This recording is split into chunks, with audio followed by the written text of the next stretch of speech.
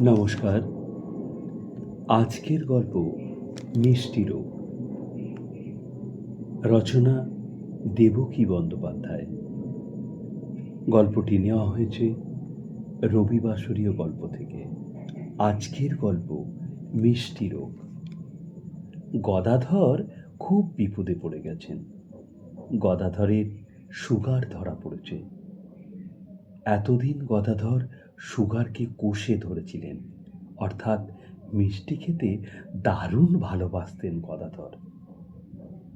সারাদিনে অন্তত গোটা চারেক মিষ্টি না হলে গদাধরের মেজাজ সপ্তমে চড়ে যেত। এছাড়া বউ উমা সকালে পুজো করে প্রসাদ দিতে এলে গদাধরকে 4টে বাতাসা দিতেই হতো। ছেলে মেয়েদের বরাদ্দ কিন্তু একটা করে বাতাসা। এবার বাগে পেয়ে সুগার গদাধরকে চাপটে ধরেছে। রক্ত পরীক্ষার রিপোর্টে খালি পেটে 195 আর ভরা পেটে 255। সুগার গদাধরের চোখে প্রায় জল এনে দিয়েছে।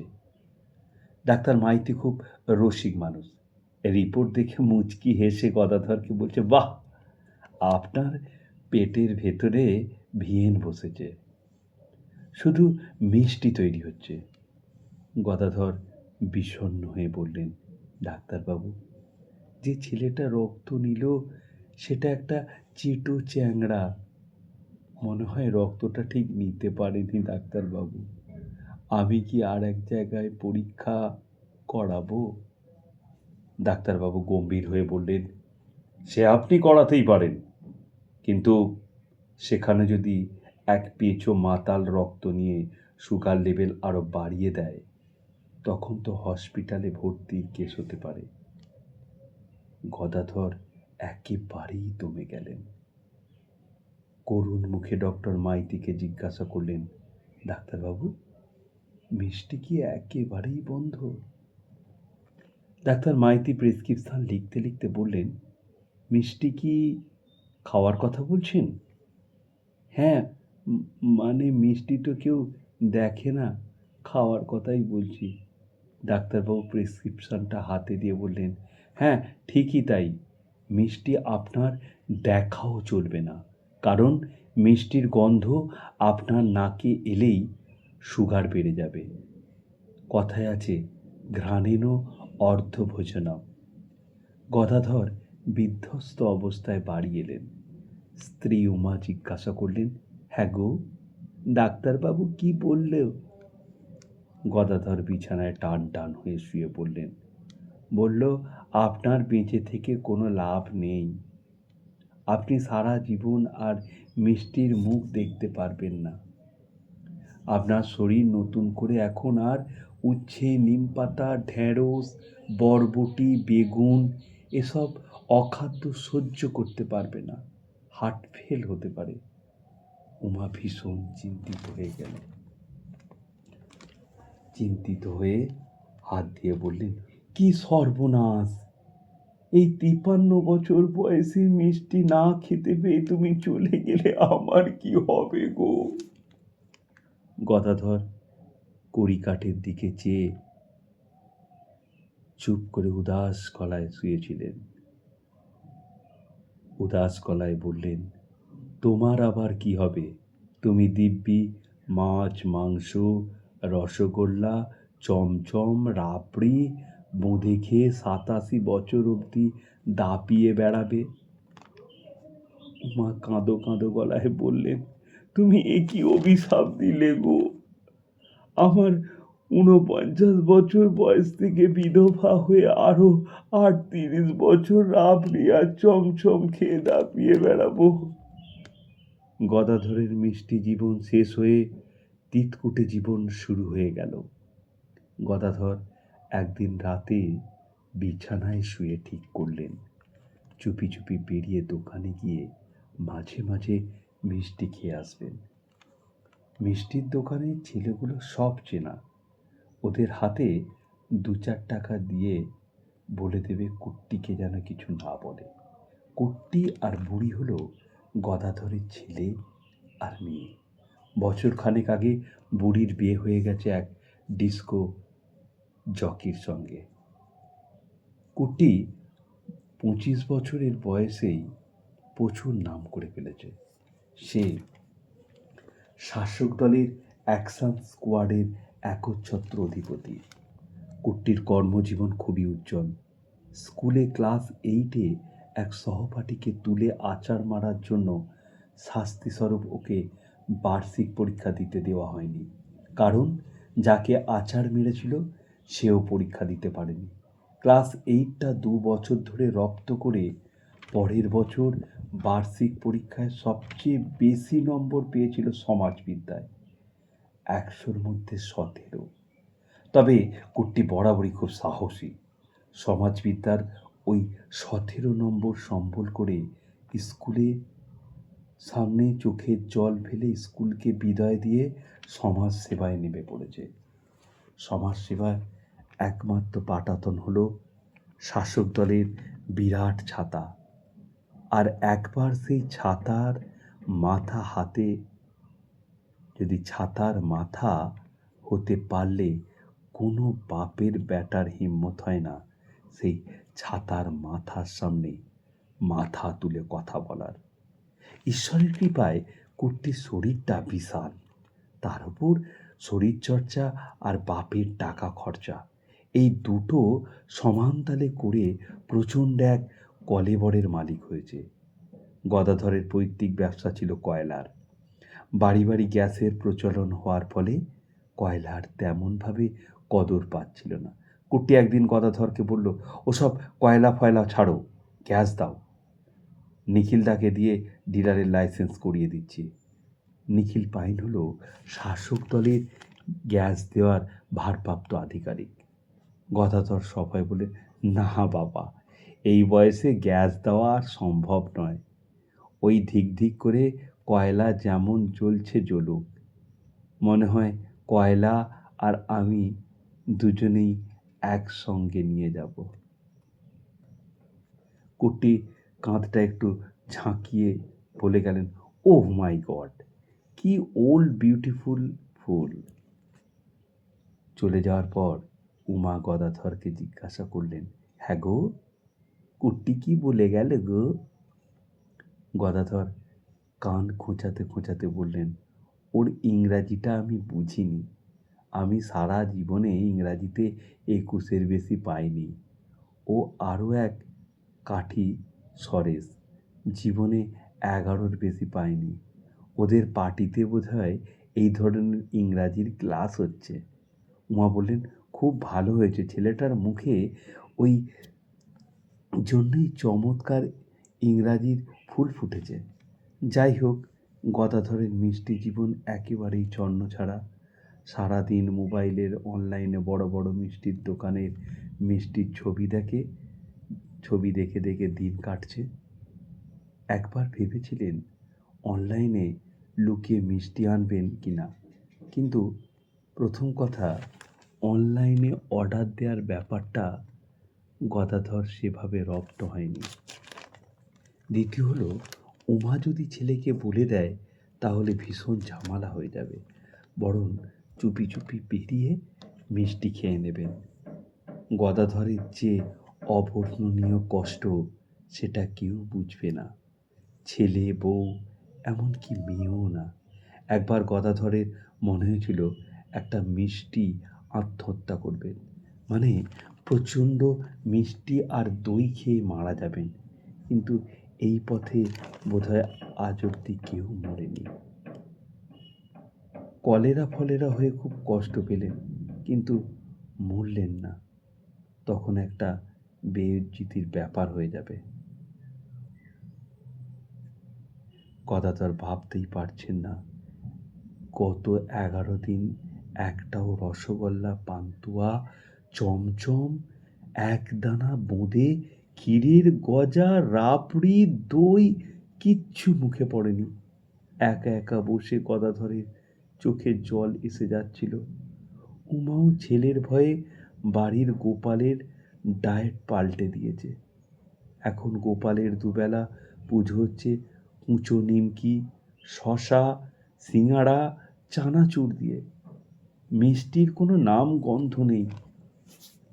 ছেলে বলেছে, প্রসাদে মিষ্টি দেখলেই বাবার আবার মিষ্টির চোখ উতলে উঠবে। সেদিন রাত্রিরে গদাধর স্বপ্ন দেখলেন গোপাল হামাগুড়ি দিয়ে এসে গদাধরের বুকের ওপর বসে রেগে গিয়ে বলছে, তুই বেটা নিজের নাক কেটে আমার খাওয়াটা লাটে তুললি।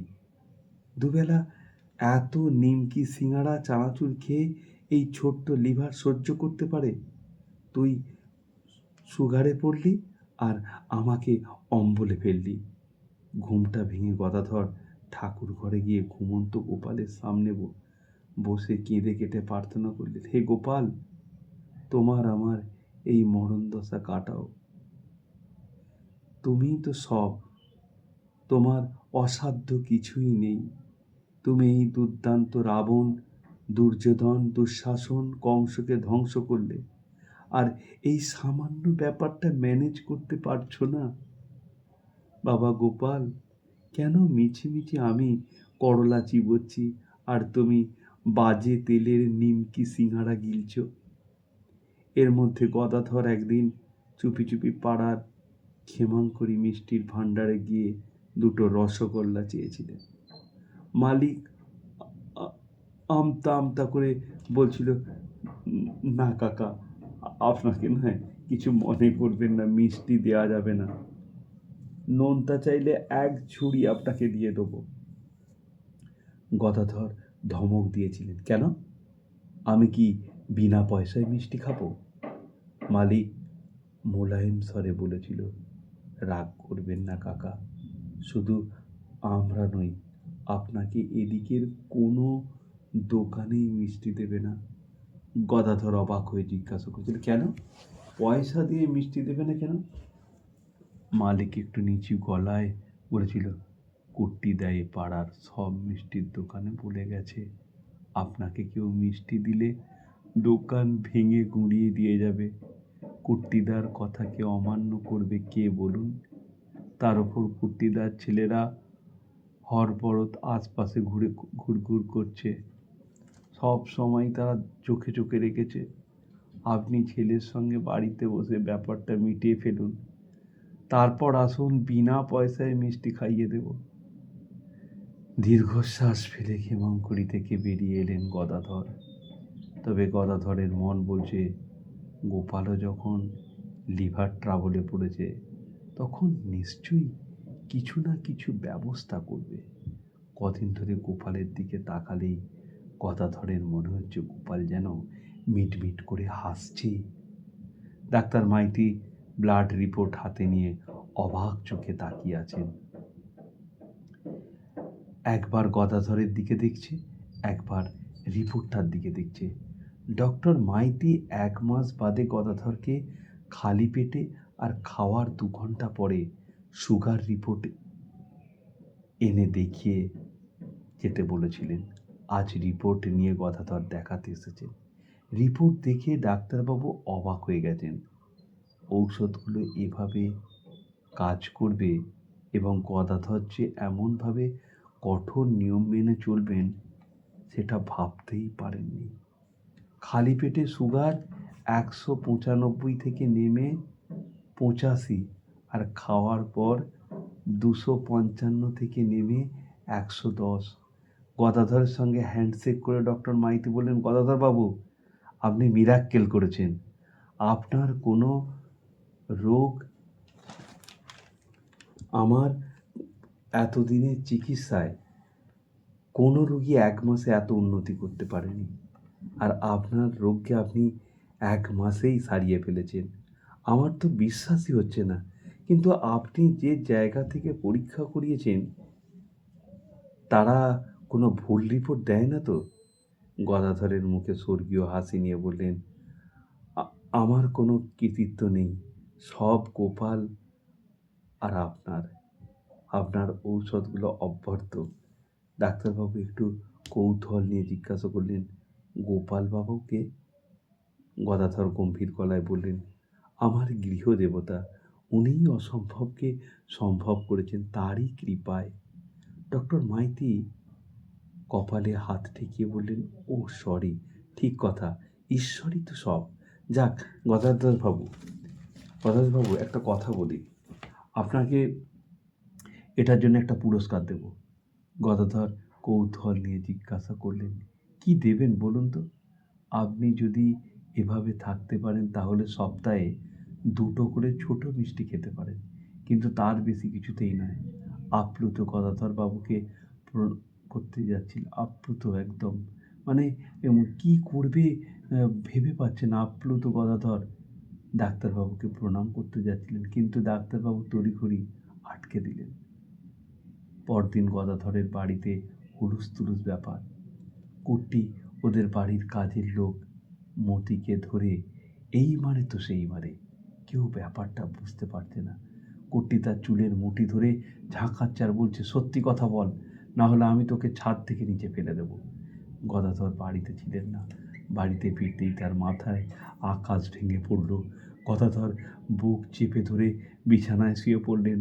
উমা ব্যস্ত হয়ে কুট্টিকে বললে, ওরে ওরে, তোর বাবার কি হলো দেখ।